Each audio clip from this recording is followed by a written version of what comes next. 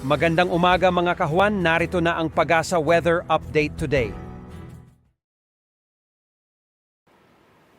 Patuloy pa rin po ang mapaulan sa malaking bahagi po ng Northern and Central Luzon dahil dun sa trough or buntot nitong bagyong binabantayan po natin sa labas ng Philippine Area of Responsibility.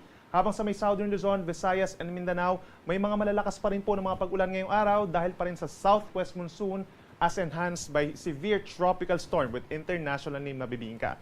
Si Bibingka po ay huling namataan higit 1,600 kilometers silangan ng Batanes. Nasa labas pa rin po yan ng ating area of responsibility at may taglay na hangin na 95 kilometers per hour.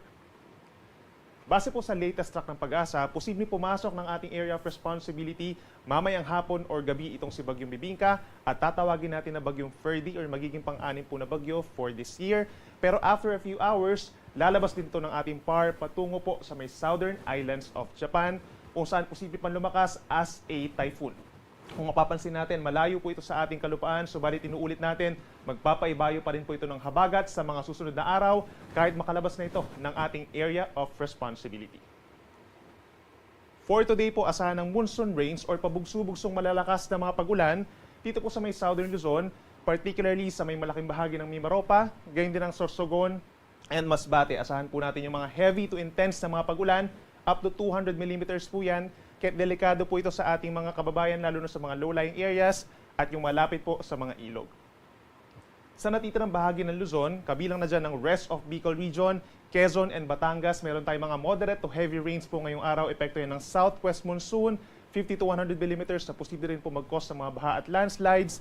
Habang natitirang bahagi ng Luzon, kabilang ang Metro Manila, throughout the mornings, asahan po natin ang makulimlim na panahon, then sa tanghali hanggang sa gabi, asahan ang maulap na kalangitan, then sasamahan din ito ng mga pulu-pulong mga ulan at mga thunderstorms na madalas ay malalakas lalo na po sa gabi at hanggang sa bukas sa puyan ng madaling araw. So make sure po na meron tayong dalang payong kung lalabas ng bahay at lagi po makipag-coordinate sa inyong mga local government units for today for possible suspensions of work and class. Temperature natin dito sa Metro Manila mula 26 hanggang 30 degrees Celsius.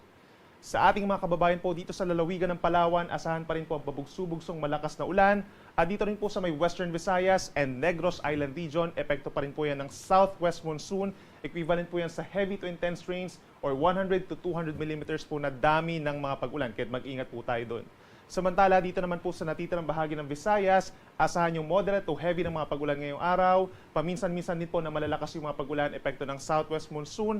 Habang malaking bahagi ng Mindanao, makulimlim na panahon din po ang iiral. Pinakauulanin po ang western portions, kabilang ng Zamboanga Peninsula, Bangsamoro Region, Northern Mindanao, and Soc-Sargen.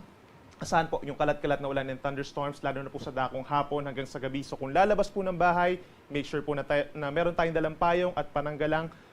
Gagay na rin po ng kapote and make sure po na nag-check tayo ng ating mga updates sa Pag-asa. Heavy rainfall warnings and rainfall advisories, mataas po ang chance na magtataas tayo niyan sa mga susunod pa na araw.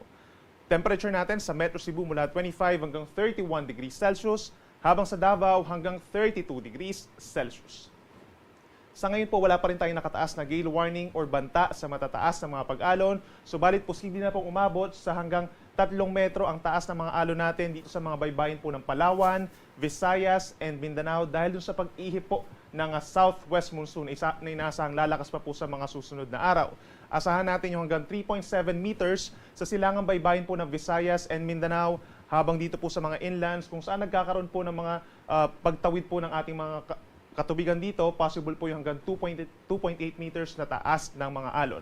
Habang sa natitirang baybayin po dito sa may Luzon, asahan yung katamtaman hanggang mahina hanggang katamtaman taas ng mga pag-alon hanggang 2.5 meters. Inulit natin, no, base sa ating latest tropical cyclone threat potential forecast ng Pag-asa, possible po this weekend hanggang early next week. After nitong si Bagyong Ferdy ay may mabuo na weather system, low pressure area dito po sa may silangan po ng Luzon, sa may katubigan po sa may North Philippine Sea. Then inaasahan po natin pagsapit ng Wednesday hanggang sa next weekend ay kikilos po ito pahilagang kanluran at mataas ang tsansa na maging bagyo. So kung maging bagyo man ito sa loob ng PAR, ay tatawagin po natin ito na Bagyong Hener. Base sa ating latest track, mababa ang tsansa na ito magla-landfall. Subalit katulad nitong si Bagyong Ferdy or tatawagin Ferdy, ay magpapaibayo muli ito ng southwest monsoon sa malaking bahagi ng ating bansa. So make sure po na updated tayo sa ating mga ibabaguhin po natin yung mga bagong tracks po nitong tropical cyclone threat potential ng Pag-asa. At para naman po sa ating rainfall forecast sa susunod pa na 2 araw or hanggang sa weekend, meron pa rin po tayong mararanasan ng mga heavy to intense rains by tomorrow, Saturday, September 14 sa Mimaropa, Aklan, and Antique. Habang meron tayong moderate to heavy rains pa rin sa May Bataan, gayon din sa Metro Manila, Calabarzon, Bicol Region, Negros Island Region at natitira pang bahagi ng Western Visayas. Pagsapit naman po araw ng linggo, kahit malayo na sa ating kalupaan itong si Bagyong Ferdy or Bibingka, asahan pa rin natin ang heavy to intense na mga pagulan over Occidental Mindoro, Northern Palawan, and Antique. Habang meron pa rin tayong minsang malalakas na ulan sa Batangas, Southern Quezon, rest of Mimaropa, Camarines Sur, Catanduanes, Albay, Sorsogon, Masbate, Negros Occidental at natitirang bahagi pa rin po ng Western Visayas. So mataas ang tsansa na sa mga lugar na ito magtataas pa rin po tayo ng mga rainfall advisories and heavy rainfall warnings at nananatiling mataas ang tsansa ng mga pagbaha sa mga low-lying areas, pag-apaw ng mga ilog at sa mga bulubundukin na lugar, possible din po ang pagguho ng lupa. Dito naman po sa Cagayan Valley, Central Luzon, Zamboanga Peninsula, meron din tayong mararanasan ng mga kalat-kalat na ulan and thunderstorms over this weekend. Ganyan din po sa Bangsamoro Region, Northern Mindanao, Soc-Sargen at natitira pang bahagi ng Visayas. So make sure lagi tayong updated at lagi po magdala ng payong kung kinakailangan. Sunrise pa rin natin is 5:45 in the morning at ang sunset 5:59 ng hapon.